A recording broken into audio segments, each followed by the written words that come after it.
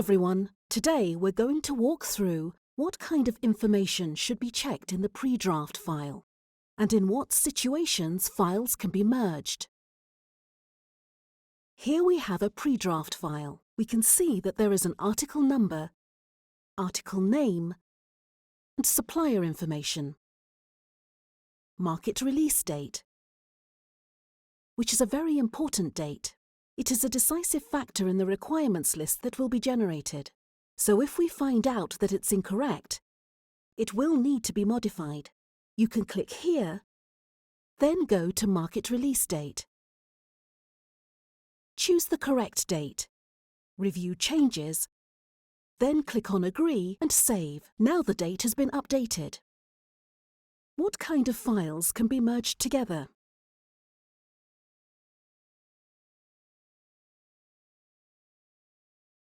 There are some guidelines on the Product IP website. The preconditions are the same supplier, the same materials, the same requirements list.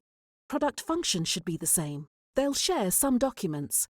For example, pots like these ones below. They're only different in sizes. They can be merged together.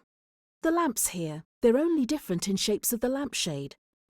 So they can be merged together too. But if product function would have been different, let's say this is an indoor lamp and this is an outdoor lamp. They'll have different requirements. In this case, it is necessary to have two separate files. So back to the pre-draft information. Let's see. It must be the same supplier. And another condition is that the market release date must be the same. And in this case, for example, these teddy bears, the supplier declares that their materials are the same.